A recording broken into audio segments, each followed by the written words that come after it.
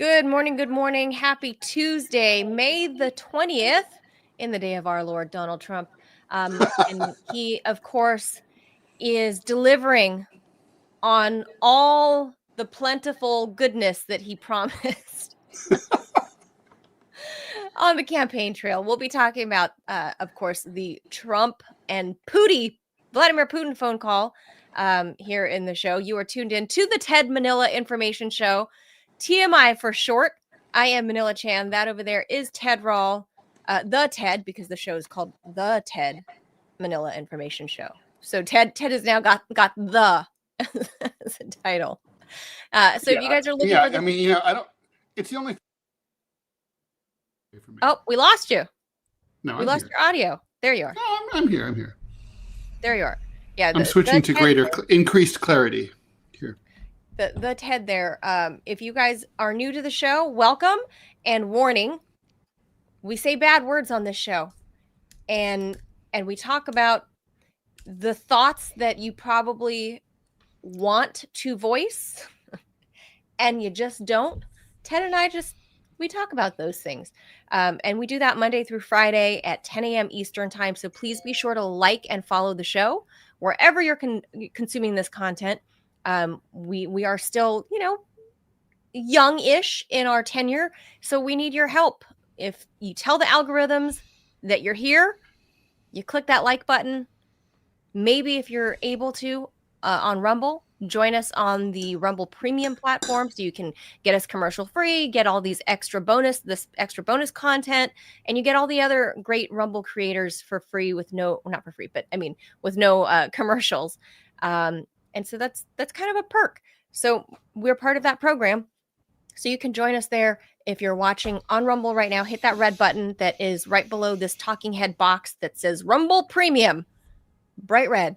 You can join us right there. And of course, a portion of your membership will come to the show. It'll directly help the show. So with that, a lot of stuff to get to before a friend of the show, Scott Stantis, joins us to talk more about this Biden cancer diagnosis.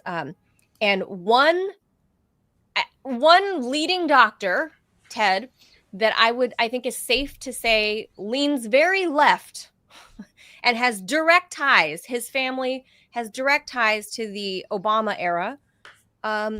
Said some pretty startling things that Joe Scarborough was like, his hair was blown back. Well, I always quote my old lawyer. Not only is it not true that Joe Biden just found out he had cancer, it cannot be true. Yeah. So we'll show that's you a paraphrase. That soundbite of a very famous oncologist that knows the Biden family very well. I've talked to several doctors about this too, and they all confirm the same thing. Yeah, for sure. We'll get into it with Scott. We'll talk about that a little later in the show, of course. So with that, a lot of news to get to. So let's hop to it. Wait for the jaws. Here we go.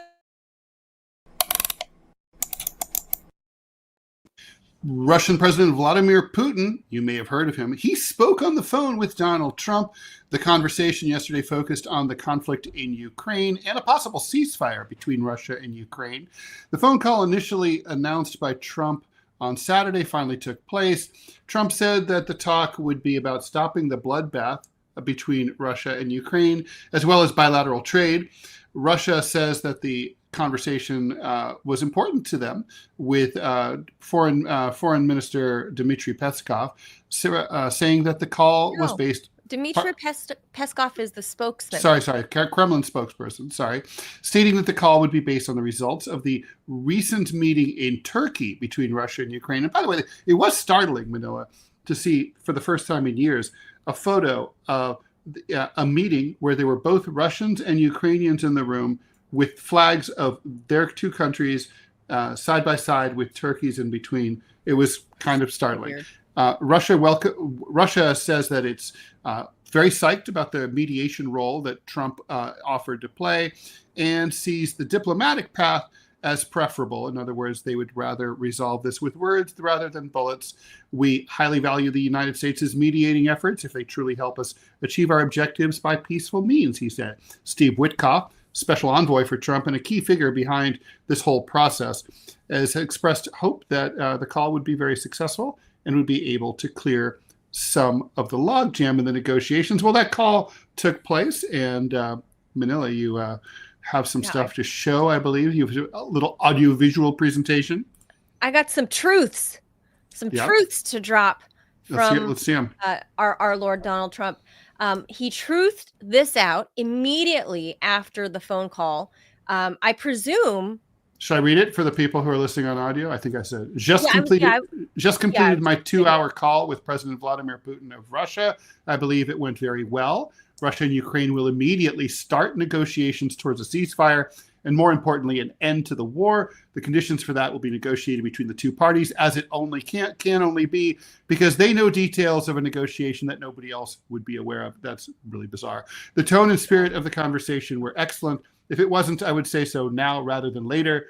Also bizarre. Russia wants to do large-scale trade with the United States when this catastrophic bloodbath is over, and I agree. There's a tremendous opportunity for Russia to create massive amounts of jobs and wealth. Its potential is unlimited. Well, that's true.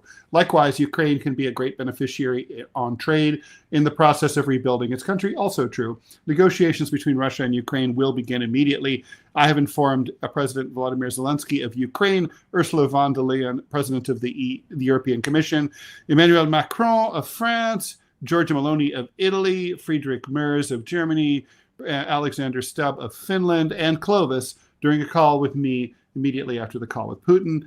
The Vatican, as represented by the Pope, has stated that it would be as represented by the Pope. You may have heard of him.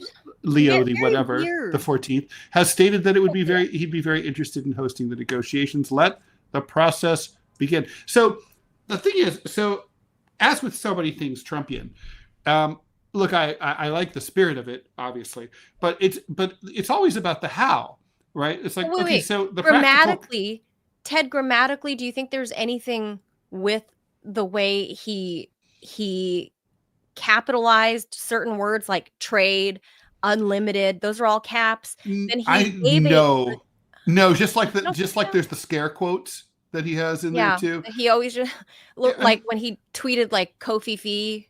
Like old people write like that. You know what I mean? Like very bombastically, like lots of all caps. In the process of rebuilding its country, capital C, I guess. Right. Or trade, capital trade. No. If I were writing it and it was all caps, it would mean something. When Donald Trump writes it all caps, it doesn't mean anything. It's just, he's just writing. Maybe I'm trying to read. Yeah, maybe I'm trying to read too much into it. But I think it's important. I'm going to highlight this right here, is that he said, I have so informed President Vladimir Zelensky of Ukraine, and then von der Leyen and all of them. He says, I have informed them. That is basically saying, bitch, I told you what's going to happen. Right. That's true. And that's obviously what's going on. So I guess basically the part that's interesting is he wants Russia and Ukraine to, I guess, have direct negotiations. There's no word here of whether or not there would be an intermediary or a mediator, and if so, who that mediator would be, either in terms of what country it would be. Yeah, maybe the Pope. So weird. The Pope would be well, I mean, look, I don't think the Pope would be the right guy. He's just got the job. He's just, figuring things out. He's trying on his new mitre. I mean, I don't know. It's just like that. He's getting his cone hat, We had talked about offline, you and I, and producer Robbie, about how, shouldn't like the Eastern Orthodox prelate be involved. But I actually don't think they could, because now the war has politicized the Orthodox Church, right? And there's been the divisions between the Ukrainian Orthodox and the Russian Orthodox churches. So maybe just because you need someone to come in. The whole issue of Zelensky ransacking some of these old churches in Ukraine, literally like nabbing banning the Russian Orthodox Church completely, arresting people in the churches. Maybe not such a great idea to go into the whole. So the two sides aren't going to agree to one of those guys. But here's the kicker. We need a mediator. I would say, Witkoff would probably be a good choice for the mediator. Probably the best. Because Witkoff is smart. He knows the situation. And, I don't know. It just seems like I'm getting the sense here that Trump's feeling a little overwhelmed because he's got a lot on his plate dealing with Israel and this at the same time and other stuff. I think he's trying to outsource this a little bit. Like, hey, can you guys, like, you with Russia and Ukraine, can you like work out some of the details? Can you guys just do that? Yeah, and that's not going to. I'll make my phone call. Okay, so newsflash, President Trump, that's not going to work. These, you need a negotiator who's a mediator who's basically going to tell them both, here's what's what. Witkoff understands Russia's concerns, is sympathetic to most of them, and is also in a place to be able to tell the Ukrainians what they're going to have to accept. So, I think Trump obviously highlighted the importance to him, what's important to him, these transactional business deals, right? Like that is of utmost importance to Donald Trump. And then that's fine. That's fine for Putin. I mean, Yeah, whatever. Like, whatever. Let's just have a détente. Let's do some deals. So RT posted this on their Twitter.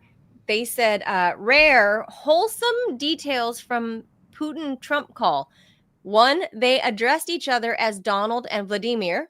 Mm-hmm. Neither of them wanted to hang up first. Like, I wonder if Vladimir was explaining the 16th century history of the development of the Russian empire. I view that as like, no, you hang up. No, you hang up first. No, you hang up first. No, you hang up first. I don't want to hang up. You hang up. And then Trump told him, Vladimir, you could pick up the phone at any time. I will be happy to talk to you. So that's RT's take on it. That's a good thing. But then this other podcast group called Russians with Attitude, they said, I can't verify because I haven't verified. I guess I can, but I haven't done it. Zelensky's statements after the Putin-Trump call, apparently in Ukrainian media, Zelensky already says Kiev will not accept any sort of ultimatum by Russia.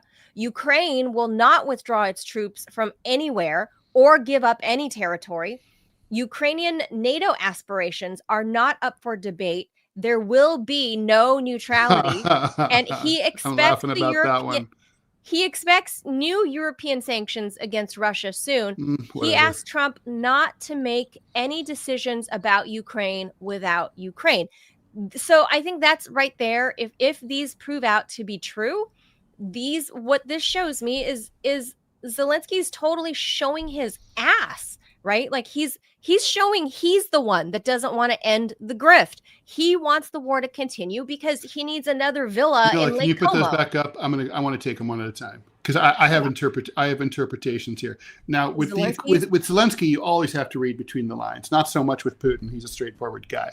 So Kiev will not accept any sort of ultimatum by Russia. That's for domestic consumption. It's like, and it's a meaningless term, right? Like, who's to define what is an ultimatum? If Russia says, "Oh, we would like this and that," I mean, that's a request. It's not an ultimatum. It's like even if Russia says, "Agree to it," and we're walking away, I guess you could say that's an ultimatum, but it's a request, right? I mean, it's a negotiation. That first line is like you can just ignore it. It doesn't mean anything. Ukraine will not withdraw its troops from anywhere or give up any territory. I'll start with the territory. So first of all, that means additional territory. They don't want to acknowledge the territory that's been lost, like Crimea and the Donbass. Well, they don't have to, probably. They're going to have to tacitly accept it, which is not the same thing as a formal writing a document that says we agree to it.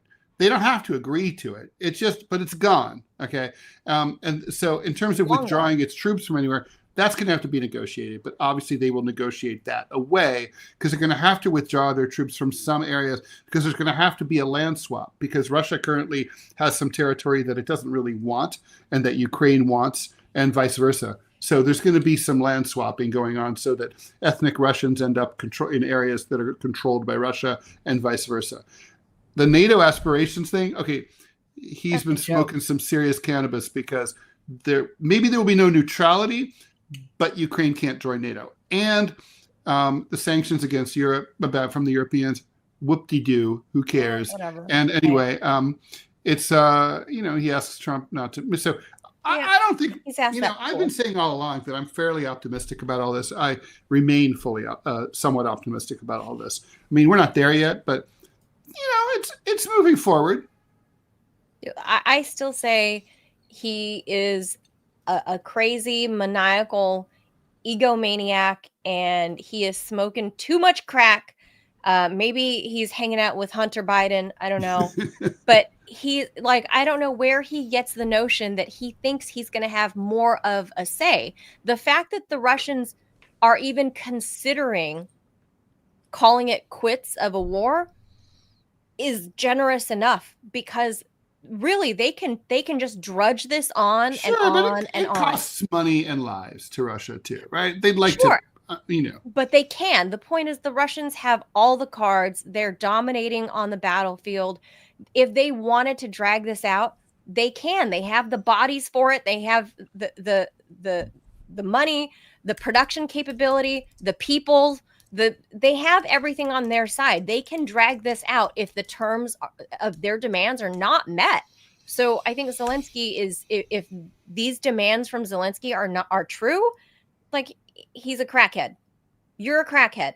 Trump is sick of A this thing. head of He's over it. crackery. He seriously, like, this. There's that picture you're talking about with, the Russian and Ukrainian flags in the same room. I just, Yeah. oh, look, I mean, there's Lindsey Graham. I knew he was there, but he was in the talks. Come on, this dude is a hawk. That's like super I'm pro rah surprised. rah Aren't there some Ukraine. good LGBT clubs in Istanbul? But I'm surprised he was They're able to they're make low it. pro, Ted. They're low pro. Mm. Oh, I guess he's kind of cut off, but he's kind of on the American side. What the hell is Lindsey Graham doing there in Istanbul? Like, why is he there talking for anybody? I view it Because, as a blessing that he's not in the United States. well, sure, but he's only going to be there to be he was there as a wrench, a monkey wrench in the spokes. That guy is not looking for peace. I would not, like, No, why would Trump allow that's him to true. go? No, whatever. Trump doesn't care. All right, we should move on. I think Yeah.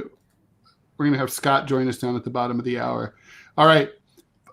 So for a couple of years, cops in New Orleans secretly relied on facial recognition technology to scan the streets of the city in search of suspects, a surveillance method without known precedent in any American city that might violate municipal guardrails against the use of that tech. That, according to the Washington Post. Cops increasingly use facial recognition to identify unknown culprits from still images, usually taken by surveillance cameras at or near the scene of a crime. New Orleans cops went further. They used a private network of over 200 facial recognition cameras to scan the streets, constantly monitoring for wanted suspects and automatically pinging officers' mobile phones through the app to convey the names and current locations of possible matches. I'd just like to point out, it's not completely unprecedented. For example, here in New York City, if you drive over one of the major bridges or tunnels, for example, the RFK Bridge, also formerly the Triborough Bridge, connecting Queens, Manhattan, and the Bronx, it's a major artery. There's scanners that use facial recognition software, and if they get a ping like, oh, this person, like Manila, is wanted on a bench warrant, there's a cop waiting at the end of the bridge to arrest you. So it's not like it's never been done before, but it's disturbing. It's very Orwellian. Anyway, this seems to run afoul of a city council ordinance passed 3 years ago, which limits the cops to using facial recognition only when they're looking for a specific suspect and only when they're investigating a violent crime, never as a generalized surveillance tool to track people in public places. So according to the ordinance, if the cops want to scan for one particular person's face, they're supposed to send the still image of that face to examiners at a state facility and later provide details about the scans in their reports to city council in order to keep things from getting a little out of control in 1984. Like, since early 2023, the facial recognition cameras have played a role in dozens of arrests, including at least 4 who were only charged with nonviolent offenses. So the cops did not disclose their reliance on facial recognition matches in police reports for most of the arrests, for which the police provided detailed records. So it was all kept on the hush-hush, and none of the cases were included in the mandatory reports to city council. So that's pretty bad. This is the facial recognition technology nightmare scenario that we've been worried about, says a deputy director with the ACLU. This is the government giving itself the power to track anyone, for that matter, everyone, as we go about our lives, walking around in public. Police around the country rely on facial recognition, which is used as AI to map the physical features of a face in one image and compare it to the faces of databases of images like mugshots, driver's licenses, photos on social media, looking for possible matches. New Orleans' use of automated facial recognition had not previously been known, and it's the first widespread effort by cops in a major U.S. city to use AI to identify people in live feeds. Some police agencies use this stuff in violation of local laws. Sorry, discarding traditional investigative standards and putting innocent people at risk. Sometimes suspects have been arrested without any independent evidence whatsoever connecting them to the crime. So chances of a false arrest are pretty significant. Often the cops fail to tell the defendants that they used facial recognition software, denying them any opportunity to go to court to contest the results, even though we know that that tech is not very reliable for people of color, women, and older people. So it's pretty serious. Not surprising to me that New Orleans, of all places, would be breaking the law. I mean, they're famously corrupt city. This was a city where when I had a fender bender and I exchanged information with the person who I hit and left, the cop came later and was furious because he wanted to arrest me. My lawyer, who I hired in New Orleans, said, "Oh, you did the right thing by leaving. You could have been killed." I'm like, "What do you mean?" What? It's like, "Oh," he said, "it's standard in New Orleans for people to be taken into custody and shaken down for money, and if they don't pay up thousands of dollars to the cops, that they can be killed." And I was like, "You're an officer of the court. You're telling me that?" And it's like, "Uh-huh." So New Orleans is a it's a fourth world country down there, but they just do whatever the hell they want. You were just there. Yeah, that's true. You were just there recently. Yeah, well, about 6 months ago. So for me, was it 6 months already? Well, for me, I'm increasingly skeptical of like social media and all of this, the AI usage, and that's why I've become more and more analog. The more technology advances, the more it pisses me off that, look, I get that when you're out in public, you still are afforded a reasonable, what's considered, but how do you define reasonable, right? A reasonable level of privacy. Like, you can't go upskirting me when I'm walking down the street. No, right? but I can take your photo. But you can take my photo, yes. But like when it's law enforcement doing this, I mean, do we lose any and all privacy by virtue of being on the public street? And especially because there's different laws that apply to the popo, when the fact is you can't, it's like stop and frisk. You can't just like stop people for no reason just in hopes of finding that they have weed on them. This is like the digital version of stop and frisk. And this is especially not cool for darker skinned people. I mean, we've shown over and over in I don't know how many reports that the technology it can't sort out the facial features of darker skinned people. Mm-hmm. It's harder for it to read. Well, it's not programmed. It's generally not programmed by white people who don't really know. They're not. It's the programming. They're not doing a good job with the programming. But what's worse is I don't want my face being collected into a database just because I'm going to the grocery store. Like these people, right? Like I don't want Big Brother knowing everything I'm doing at all times. And neither does New Orleans City Council, which is why they passed this resolution, this ordinance, not specifically prohibiting this. And I think that's kind of the main point here, is that the police did whatever they wanted and they ignored City Council. And there's some shit to be paid there. I think that's something has. Well, all the data should be destroyed.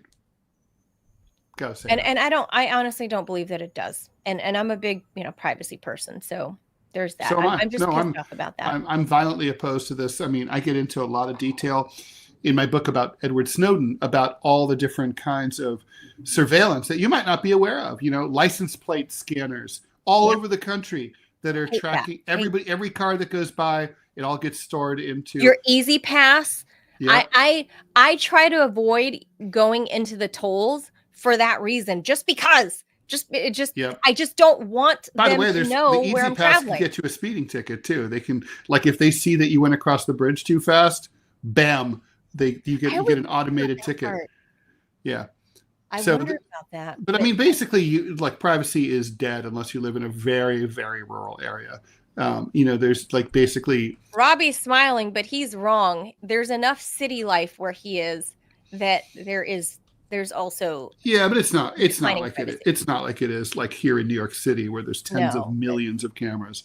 All right, so let's keep going here. South African President Cyril Ramaphosa is going to meet Trump tomorrow. Of course, tensions between the RSA and the USA are pretty high these days, and those two guys have, kind of like talked shit about each other over the years. So we'll see what happens there. Trump last year granted refugee status to 49 Afrikaners who were supposedly fleeing white genocide. They're here now. Talk about dog whistle, despite Ramaphosa's insistence that there is no such thing, which is kind of not true either. Other points of contention, it's not really genocide, but white farmers have been attacked and even killed. That's true. Other points of contention include South Africa's case against Israel at the ICJ, the International Court of Justice.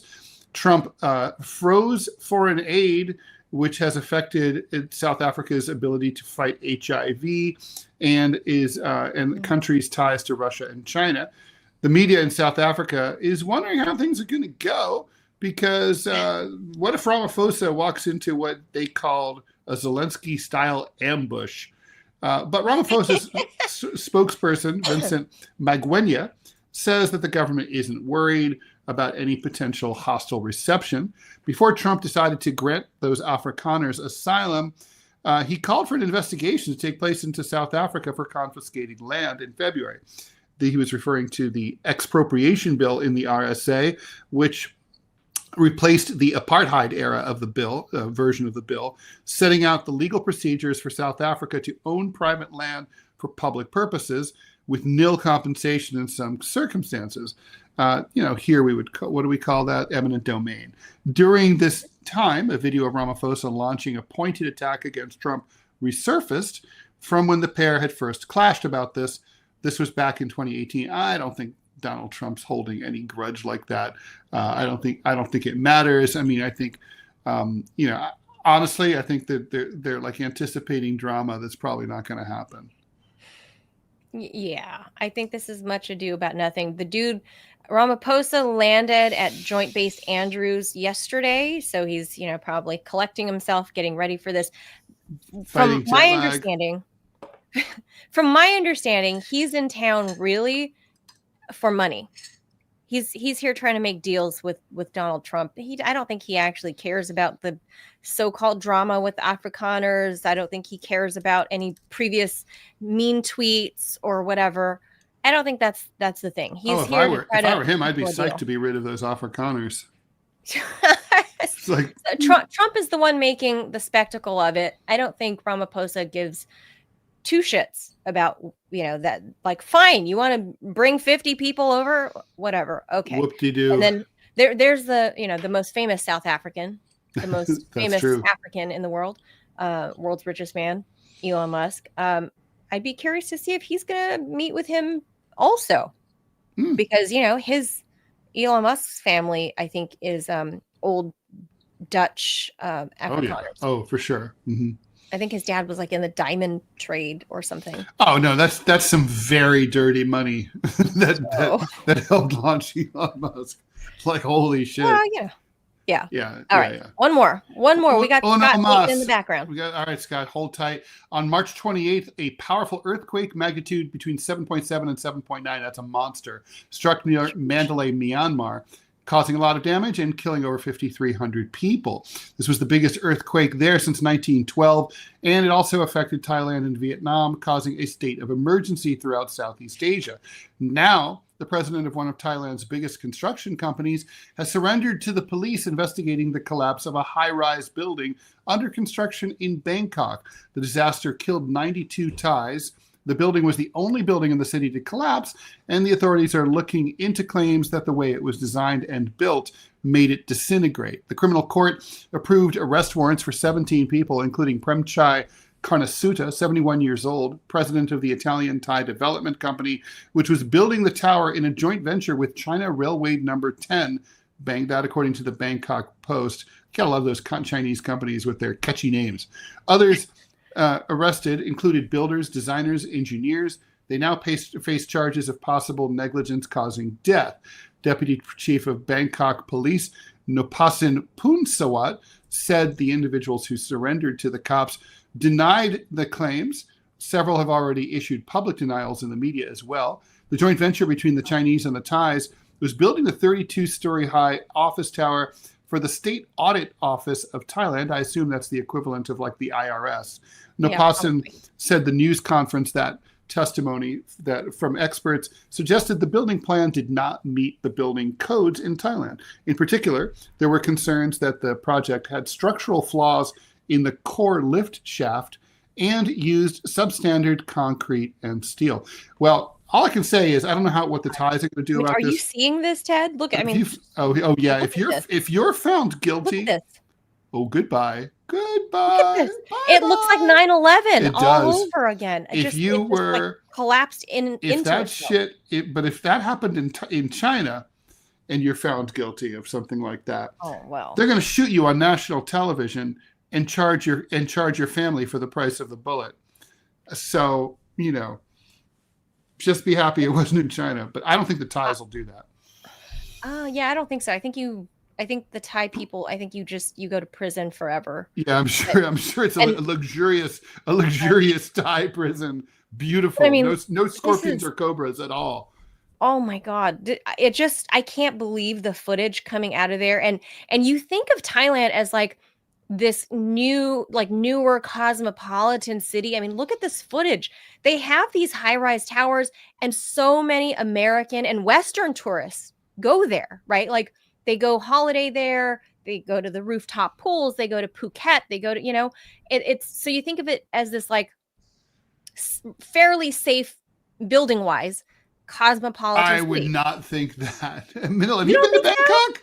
I have not, but okay. I know a lot of people that have been, and they think, and I'm one of them. They think that the buildings are like, oh, look at these tall buildings. I'm going to be staying on the 74th floor, I don't know. Like, you're in a fucking. I mean, you're in a serious seismic zone, and I mean, Thailand's a third world country. I mean, it's a developing country, right? Right, I mean, masquerading as this cool vacation spot. Well, it's a great vacation spot, and I look forward to going again. But it's definitely like. It's like I wouldn't stay in that. Is it more reliable than say Cambodia? Sure, but it's Thailand's in the developing. It's a developing country. I wouldn't have any faith whatsoever in their building codes. Right, I don't either. I don't believe my parents always told me that because I would say, how come Laos hasn't developed the way Thailand has? Well, Laos is much poorer than Thailand. Right. And they would tell me, don't be fooled by those buildings, yeah. No, it's like Bangladesh, those buildings collapse all the time. Oh yeah, all the time. Yeah. And it's so tragic that although in fairness to the Bangladeshis, they have like a really high groundwater problem, so it's hard to get the foundational support for those buildings. Yeah. All right. Anyway. So let's leave that there, but that's an interesting Speaking of collapse. Yeah, let's Jaws it and bring in friend of the show.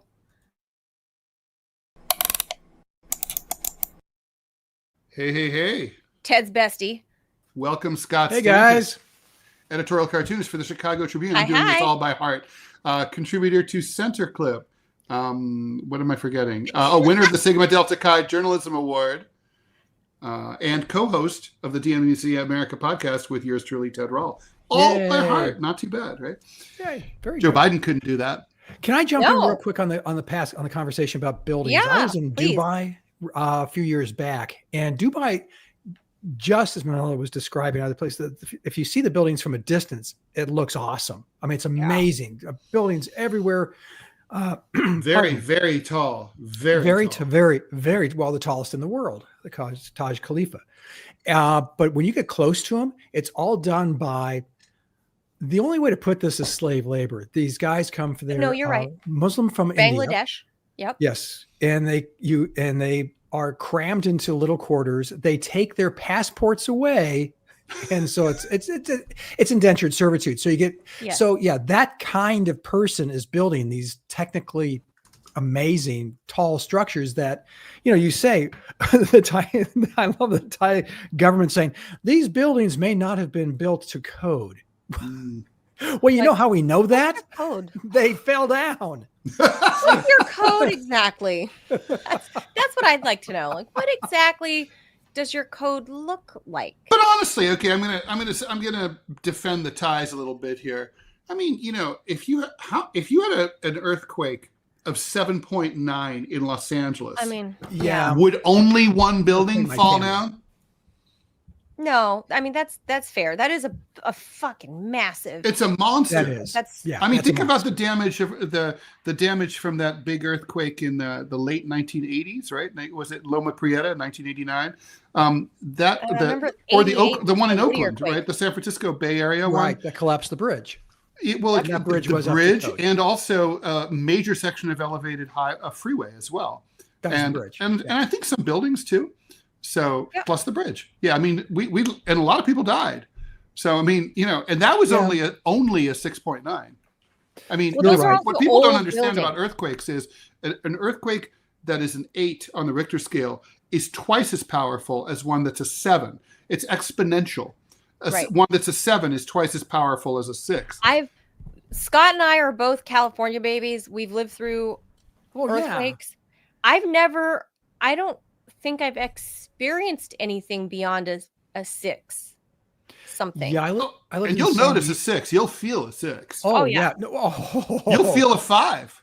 Yeah. I was visiting family in San Pedro, which is the South Bay of Los Angeles, during the Big Bear earthquake, and it was back-to-back big earthquakes, which I forget which comedian it was. I need to give credit. This is not an original thought, but he said, they always say after an earthquake there are aftershocks. And like the original earthquake was 6.5, and then the aftershock was 6.0. Because that's not an aftershock. That's another earthquake. That's just that's not, no. Like, I don't know how people, I don't know. But anyway. Aftershock. Anyway, so I was there and I think a Big Bear was 6.4. And, you saw that video from Thailand and the water sloshing off the top of that building, the pool. My parents and my in-laws had a house with a pool. And Janine would describe that they had an earthquake and they heard this sloshing, and it was the pool water splashing against the house. I went, oh. In ground. Yes. And so we're in this house, and all of a sudden you hear this kaboosh, gaboosh. Oh, weird. And it was the pool water splashing against the house. And this was Big Bear, which is probably, Manila, what would you say? 2-3 hour drive from the San south. Pedro? Like, if you're moderate to light traffic, 2 hours. Yeah. So that's how strong earthquakes can be. And so 6.5. Yeah. I'm trying to go down the hallway, so Bangkok was a 7.9. Yeah. Okay. Yeah, I can't even imagine. I mean, that's a monster. Basically an 8. I mean, I'm actually surprised that more of the city didn't crumble. So maybe we on the flip side, we should give them more credit. I think they did pretty well, frankly. Yeah, maybe we should give them more credit, actually, is that only one building went down and that dozens didn't go down. By the way, the fact that it was under construction also tells me, as a former civil engineering major, that maybe there may have been redundant support systems that weren't completed at the point. I'm smiling because is there a major you didn't have, Ted? Yes, many. Ted was indecisive. But yes, I was not. Well, that's true. Non-committal. Curious. I only had 3. Okay. Okay. Okay. Yeah, I had 2. I started out as nuclear engineering and applied physics. Then I moved to civil engineering. Then history. And all to become a cartoonist. That's right. Ties together. It doesn't really matter what you major in at all. I only had most people do not end up working in their field of study if they go to college. I only had the 1 and the minor in psychology. Mm-hmm. Speaking of psychology. Speaking of psychology, right? So obviously, yesterday on the show, Manila and I talked obviously about the Joe Biden cancer bullshit. I mean, diagnosis, and basically how it ties in. And now, we've had a chance to see some of the mainstream punditry and alternative punditry that's followed. So basically, we now know from the Jake Tapper book, which comes out today. Bullshit. Bullshit alert. But we fully have on the record what Scott and I and other people were talking about for many years, which was that Joe Biden has been senile probably since at least 2019, and by some accounts all the way back to Bo's death in 2015. I've always theorized, Manila, you'll remember this. I always said I thought that his brain blew up after Bo died. Yeah, I think so. And I think that's probably right. I think it would probably happen to a lot of people, me included, if you suffered something like that. I don't blame him that way. But what I do blame is that the Democratic Party appears to have knowingly run someone that they knew is mentally incompetent for president of the United States, then covered for him for 4 years and basically pretended like this wasn't the case. Well, it started badly and it got worse steadily throughout, and then tried to run him for re-election and expands the grift for an additional 4 years, while also appointing a vice president who they didn't trust to be able to do the job, even though they knew she would likely have to do it. And now, adding to all that, we have this cancer reveal, which is that, he has stage 4 metastatic cancer, the slowest moving cancer of them all, prostate cancer. And which is why it's significant. It's impossible what they're saying, that basically he just discovered it, no PSA tests. He's just, and by the way, the news of this is, we're going to release this 2 days before Jake's book comes out. 2 weeks. Get ahead of it. Yeah. I mean, listen, let me put this into perspective. Even if this is all true, which it's not, okay? But let's just say that 2 days ago, over the weekend, Biden found out, and he's like, okay, we got to get the news out there. Well, okay, anyone else would say, it's going to look bad. We got the Tapper book coming out. Everyone's talking about how you were mentally deranged for the last 4 years. It'll look like we're trying to tsunami that news out of the headlines with the cancer thing and gin up sympathy for you. So why don't we sit on it for a couple of weeks, let the Tapper stuff cycle through, then we'll announce. That's what you would do if you had any integrity. But that's the fact. Zeke Emanuel's the release now. It's ridiculous. Go, Scott. Listen to. Okay, so we know Joe Scarborough. I think sleeping with Mika Brzezinski. Well, not just sleeping with, married to. Yes, but sleeping with her is what did it. What got to his brain, and he's blown away. He's got some brain parasite, I think, after sleeping with Mika Brzezinski. So it crept up there. And so he's talking to Dr. Zeke Emanuel yesterday, who is Rahm Emanuel's brother and a world famous oncologist, and worked within the Obama administration, knows the Bidens. So let's take a minute, listen to what he said about, is it possible that they didn't know? And you can tell looking at Joe Scarborough's face is he's like, no, don't tell the truth. Look. Prostate cancer to develop to a point where it would spread to the bones. Oh, he's had this for many years, maybe even a decade, growing there and spreading. That's right. It's a little surprising. I look back at the records, and there's no evidence that when he got his health status and the medical records were released that he had a prostate-specific antigen. Now, it is true that a lot of people recommend not doing a prostate-specific antigen after 70, but President Biden's been in public life a very long time. He was vice president and had a lot of exams under 70. So it's a little surprising that they didn't do it. And maybe President Biden decided he didn't want the test. Many men do decide they don't want a PSA. But this is, it is also aggressive. When we talk about aggressive, part of what we mean is that Gleason score. That score is from it's 2 up to 10. And he's at a 9. And that means that the cancer doesn't look normal. It looks very abnormal, which is probably why it's in the bone. And as you point out, Joe, it's been around for a very long time in President Biden years. Exactly how many we don't know, obviously. And it is a little surprising to many of us oncologists that he wasn't diagnosed earlier. Let me just say, Joe Biden is 78 years old, right? Donald Trump is 78 years old. No, he's at the time. No, he's right. He's 82 right now, Joe Biden. Donald Trump is 78 years old. So in 2016, that makes Donald Trump 69. In 2017, he's right, and he's 70 years old. Men over 70 don't get PSA tests. Donald Trump did in 2017, 2018, 2019, 2020, and he publicly released his PSA numbers each and every year. Oh, Yeah, just saying.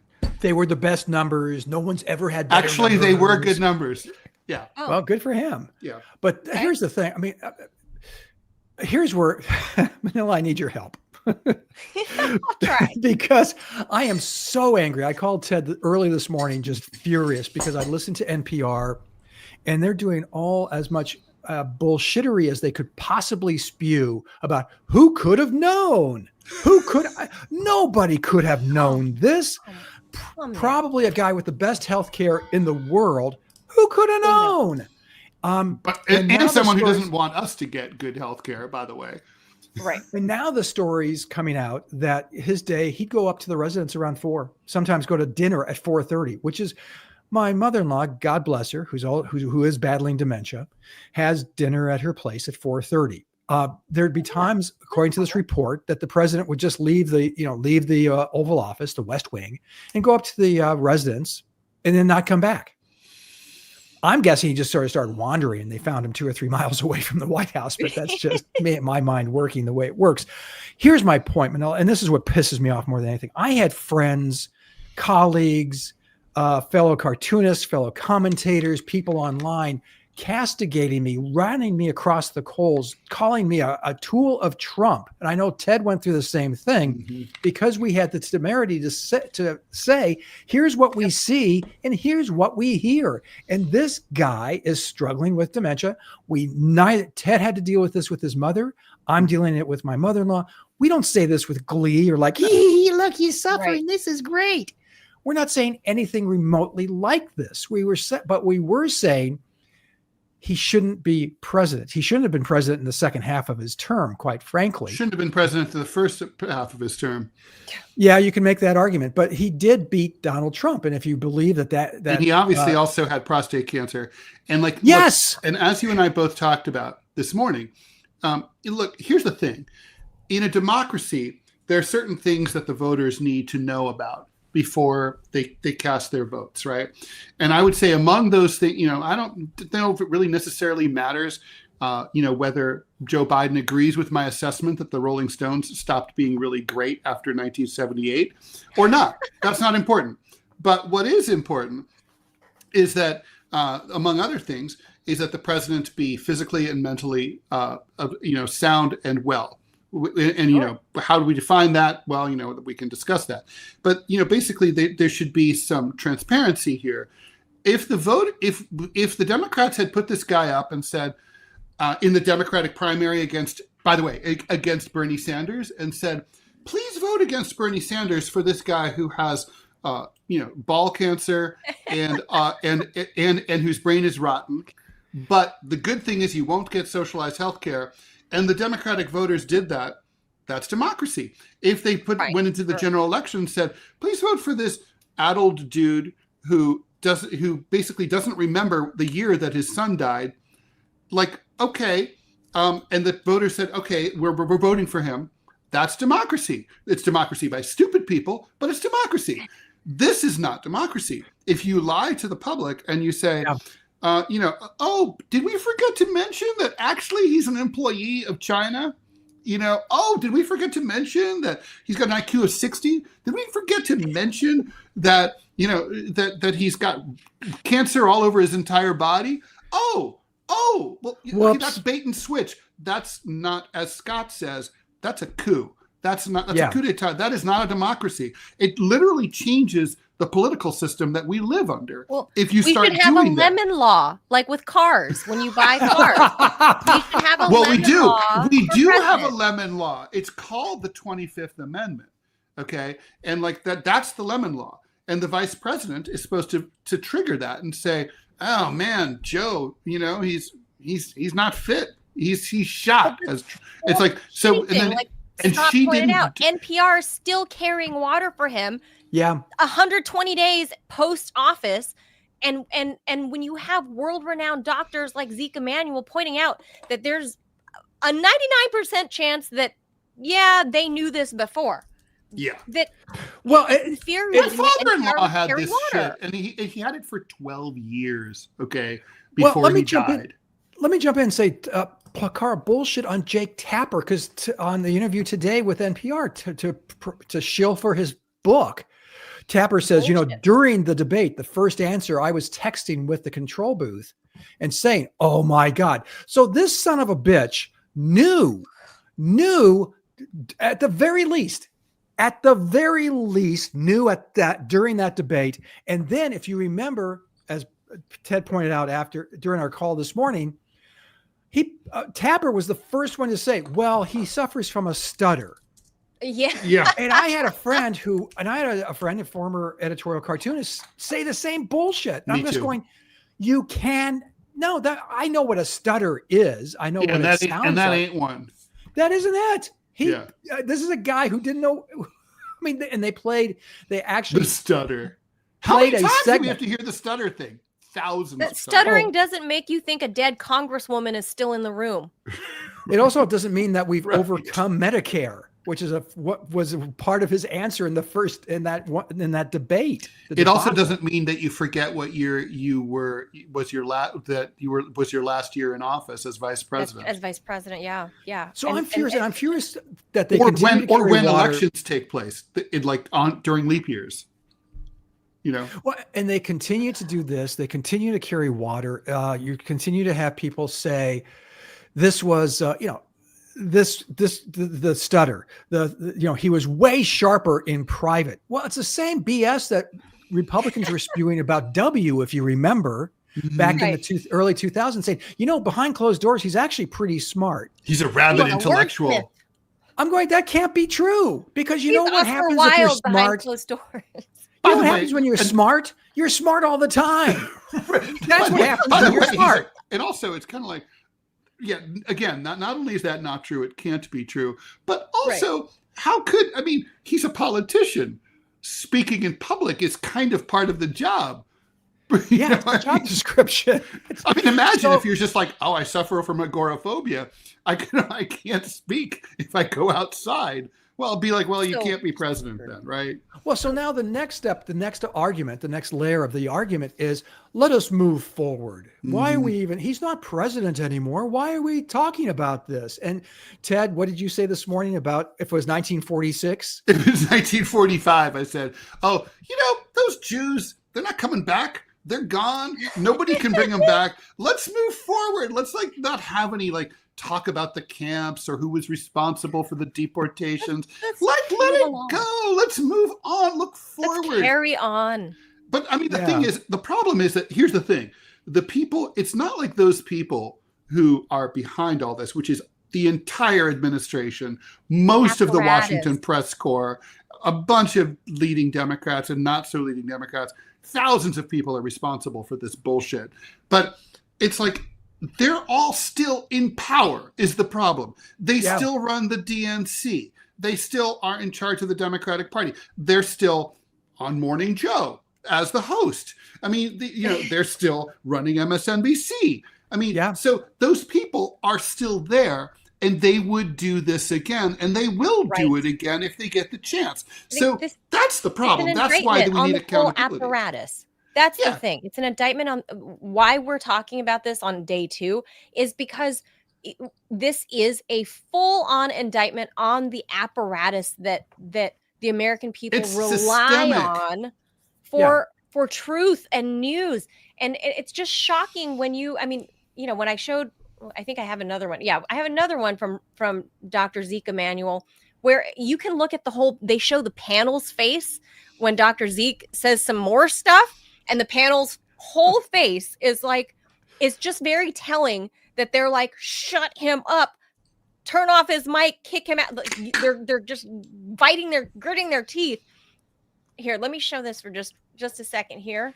So you guys can see, this is exactly what the apparatus looks like when they're in meltdown mode and they're trying to figure out how to skirt around Dr. Zeke and make themselves, save face for themselves and for the apparatus. Recommendation to discuss it. I don't know what President Biden and his doctor discussed, but I think you are hinting at the other element, which is that President Obama had this test, President Bush had this test. It is a little surprising that the doctor didn't take it, and if he didn't report it, who is that in front of the White House? That is another case of doctors not being straightforward with us. We've had several of them with President Trump, especially around his COVID diagnosis. And if that is true, that would be very troubling. Oh my God, the look, you're right, Manila, the look on their faces. Who's that woman in front of the face? That's Caddy K, I think is her name. Caddy K. God, that sounds like a... She's a British woman. But Mika Brzezinski's face is, she's cringing as Dr. Zeke is talking. She's visibly cringing. Well, if you cover the White House, you saw him up, you saw President Biden up close. You have zero excuse. Ted and I saw what the mainstream media and others deigned to show, and we made the analysis. Final thought, for me at least, in my therapy session here with Manila, where's my apology? Yeah. Where are these people now going to come forward and say, hey, listen, Scott Stannis, Ted Rall, some other commentators were right. You know what? They saw something that we decided we didn't want to see, but they were correct. And where's my apology? Where's my goddamn apology? And it's a good fucking question. Is what it is. I mean, look, and more to the point. Look, I mean, even if we want to say, we're Americans, so we don't apologize to each other when we fuck up, fine. But what I want to really make sure is that the same assholes who brought us this misbegotten administration for the last 4 years and arguably had a big role in bringing us the new fascist one that we're now currently laboring under, that like those people shouldn't be in a position to, run the next Democratic primaries and to put their thumbs on the scale of the midterm elections or to decide which progressives get to run for office and which don't. These people, Morning Joe and Mika Brzezinski, who were part of this conspiracy, and I'm just talking about them just because they're here and we're looking at them. Face right but there. They should not be trusted sources. You don't have to find, the Scott, Ted, and Manila show to replace it, but you need to get rid of them because they're discredited. As they've been explaining what is a journalist's number one job: to seek the truth and to report it to the people, not to cover up the truth when you discover it and spin it in for a political party. That's what they did. They don't deserve their jobs. It's like if a stockbroker here's us schmucks. If a stockbroker is always giving you advice that makes you poor, you fire them. Okay. And if a journalist is constantly lying to you, you fire them. I'm just looking at this still from Joe Scarborough. If you could inhale your own face, that would happen right there. It's just, that's incredible. And they still think they can like sort of spin this. I mean, at this point, you've got to come out of your Jake foxhole Tapper and just be like, spun it into a whole fucking book, and he's going to make millions off of it. He just spun it. And he's not as bad as most, because at least after the fact, he put out a book. The others aren't. The others aren't saying boo. They're shutting the fuck up. There's no Joe Scarborough book admitting, fessing up, But you will start seeing them. At the very least, you're going to see confession. There's no mea culpa. There's no mea culpa. There's no apology. We talked about this, Scott, this morning. We need a John Dean moment if we really want to know what happened, right? John Dean was, was the White House counsel under Nixon, and he came forward and basically, spilled the beans on what happened internally, and spent years writing books about the inner workings of the Nixon White House and giving speeches about it. It would be nice to say, there were only 2 cabinet members, right? Lloyd Austin and Tony Blinken, who got to see the president of the United States for 2 years. I mean, Pete Buttigieg didn't lay eyes on him. I mean, it's like all these other members of the administration didn't get to see the president. Okay, so all these people, they all knew what was up. Karine Jean-Pierre, she didn't get to see the president. She was talking about, she painted him as like the human tornado. We're all having a hard time keeping up with him. He's like, he's so engaging. Kamala Harris said the same. She also didn't spend any time with him. She never sat at his knee and shadowed him to see what it would be like to be president. No wonder she wasn't ready. She had no ability to be ready, right? I mean, I don't even know. Maybe she's not as bad as we all think. She just never got the training, right? No on-the-job training.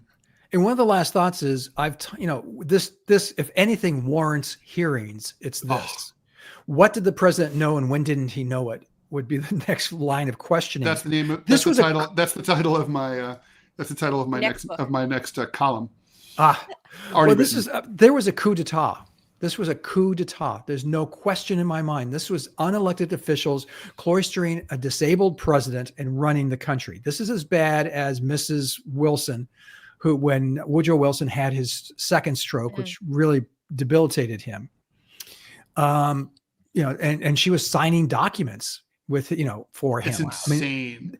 And to this day, we don't literally know. We don't know who decided inside the White House, for example, to support Ukraine or to support Israel or any of these other big Everything decisions. was auto-signed. Let's not forget, this came out, right? Like right after the elections, and the election was confirmed by Congress. It came out. Remember, Donald Trump made a big thing about it, was that Joe Biden was constantly using auto-sign. So it's very likely that a machine was signing Joe Biden's name to every freaking executive order, every mandate, everything you could think of, support, paychecks to Zelensky, whatever, all auto-sign. Well, you remember those signing ceremonies where it was like, which one do I do? What do I sign? Like he didn't know what he was signing. Yeah, no, and that comes to our point. We saw what we saw, and we heard what we heard, and you knew this guy was addled. You knew it. I mean, and to hear people who I respected say otherwise was repulsive. And so now the Democratic Party, the big picture going forward, and then I'll shut the hell up. I'll send Manila my $80 for the session. Is that going forward, what the Democratic Party is like, what? Well, are you guys going to trust us now? Fuck no. We do not trust you. You lied to us. You put an addled, cancer-ridden candidate in front of us knowing that he was unable to and was unlikely to finish a term. He was unable to execute the office of President of the United States. You knew it. But here's the thing. We don't know their names yet. I want to know who this inner circle is. They've used that phrase 1,000 times. I don't know the names. And if Ted doesn't know them, if I don't know them, if Manila doesn't know these names, then it's the cover-up continues. The press, the mainstream media is culpable, and we have to go forward. I don't trust this Congress, frankly, to have a grown-up, reasonable hearings on this issue. I wish I could, but I don't. Well, that's all there is. I mean, if we're lucky, we'll get the House Oversight Committee under James Comer or a special. Really, this calls for a 9/11 commission or Warren commission, blue ribbon panel of experts. Bring Robert Hur back. Yeah. Well, Robert Hur is one of the long list of people who are owed apologies. I mean, he comported himself with great deference on those tapes that were released over the weekend to the president. He was very polite. He was not a right-wing hack the way that he was portrayed by the Biden White House. He was savage. He was kind and considerate. I mean, he's definitely. And you know who else is owed an apology is Dean Phillips. Yes. I mean, Dean Phillips, he's still being unpersoned. The Washington Post covered this and said, well, he didn't, it's like he didn't exist. Nobody ran against Joe Biden because they were all afraid. No, someone ran against Joe Biden and was drummed out of the House of Representatives as a result, right? The Democratic Party turned him the DNC turned him into a pariah. And what was Dean Phillips? I didn't vote for Dean Phillips. Dean Phillips' shtick was, I agree with Joe Biden. I think he's been a great president. I agree with 100% of his policies, and I would continue them. I think he's just too old to take us to the next term. And that was too much for the DNC. They were like, fuck that guy. I'm young Joe Biden. Get rid of his committee assignments. Fire him. Drum him out of the House of Representatives. He's owed an apology. You guys, I bet Nancy Pelosi knew a lot more or knows a lot more than she's leading on. She talked to him during the 2020 election. She knew. She knew. They all knew. She knows about his balls. She knows about his marbles. She knows about all of them. The balls and marbles. She does. Yeah, and by the way, like, it's so funny. Like, there's some people like, I can't believe you don't believe us about the cancer. It's like, oh, I don't know. It's like, I'd say at this point, if the cancer thing is true, that's just new news to you. Like, the burden of proof is on you now after the shit that you just pulled for the last 5 years.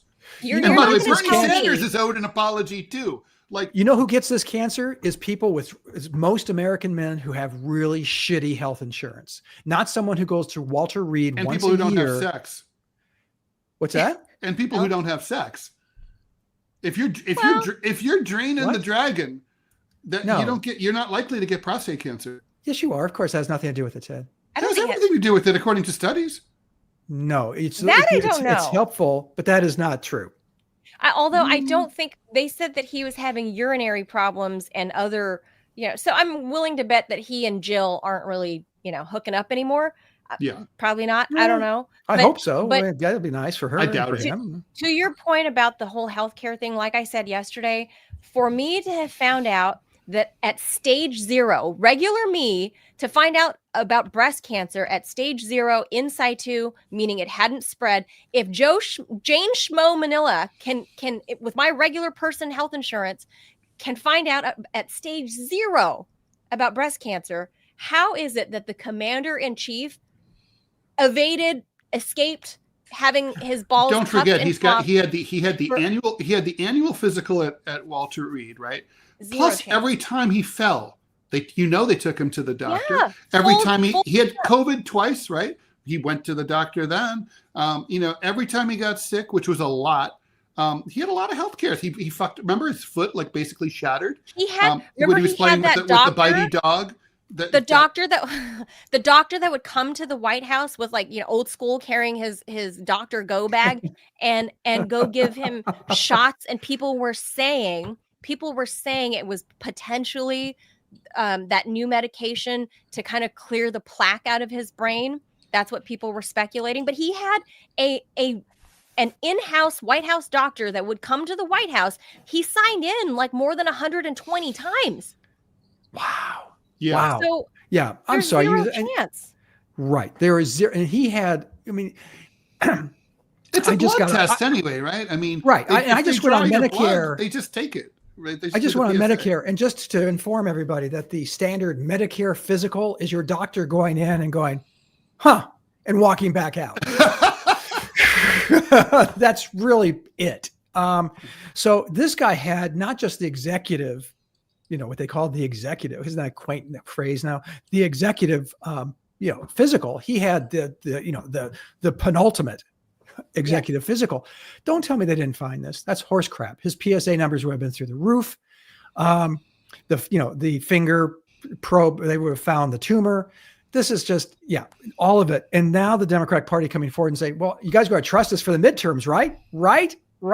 And it's like, hell. Not just no, but I know Democrats are going to say, well, Trump is a liar too. Well, he is. That's true, but that's some weak tea. And not to mention, the Republican brand wasn't exactly ever we're the party of truth. The Democratic brand for the last 10 years has been we're the party of truth when Trump lies. So you're fucking up your brand. It's like, it's rough. I mean, and they did all fucking know. They all knew, right? Like they knew bigly. I mean, Obama knew. They all knew. And I mean, and then also, finally, in the end, who blew the whistle? It was George Clooney. We needed an actor he was shocked. I mean, I love the fact that like Joe Biden had known and been friends with Clooney for 30 years. He didn't recognize him. And I mean, and I'm also like, so I know who if George Clooney walked into a room, I'd be like, oh, that's George Clooney because I'm an American. I know George Clooney when I see him. It's like, that's how far gone he is. Anyway, we should probably let Scott go. I know he's been trying to wrap. He's been giving us the sign for a while. I heard you, Scott. I know. I mean, my senility doesn't let me read that. All right, Scott. Thank you so much for joining. Scott Stantis is a contributor to Center Clip, winner of the Sigma Delta Chi Journalism Awards, editorial cartoonist for the Chicago Tribune, and the co-host of the DMZ America podcast with me, Ted Rall. Take it away. Thank you, Scott. All right. So that does it for us. We're wrapping it up. Oh, we have an ad. We do. Yeah. So producer Robbie, please put it up into the chat, and I will read it. Word from our sponsor before we be gone. The word from our sponsor today is it's Rumble Premium. It'd be Rumble Premium. This sponsorship is from Rumble, one that's incredibly important to the survival of the company. When Rumble first started in 2013, they built the platform for the small creator. They didn't censor or have biases. They were fair and treated all creators equally. No one thought platforms would censor political conversation or censor opinions on COVID, but they did. Facebook admitted they felt a pressure from the Biden-Harris administration. Rumble did not. They held the line. They're attacked daily for giving us a voice to talk to you. They're attacked in corporate media. They're attacked by governments like France. They're attacked from brand advertisers who refuse to. Robbie, I need the rest of the ad. Who refuse to.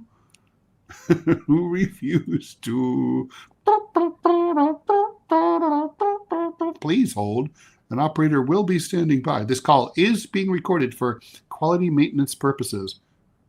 Here we go. Watching our show on Rumble is the most they can ask from you. But if you really believe in this fight and you have the means, one major way you can help Rumble survive is by joining Rumble Premium. Join the community that believes in the First Amendment and believes in our human right to free speech. Rumble is offering $10 off with the promo code STUDIO. When you purchase an annual subscription, go to rumble.com/premium. Use promo code STUDIO. Like I said, if you have the means and believe in the cause, now's the time to use Rumble Premium. If you don't have the means, we're just happy if you watch us here on Rumble. Yeah, that's I would add, if you're watching us right now, if you click the red Rumble Premium button right now below our talking heads here, that a portion of that will actually come straight to the TMI Show. So that's an extra way you can help out this program specifically, and then enjoy the other Rumble Premium content. So that will do it for the show today. We'll be back tomorrow at 10 a.m. Eastern time. At the very least, we ask that you like and share. So press that thumbs up, smash it, as our buddy Jabal Thomas would say, smash the thumbs up button wherever you're consuming this content. We'll be back again tomorrow, 10 a.m. Eastern time. Adios, amigos. Have a great, it's only Tuesday. Tuesday.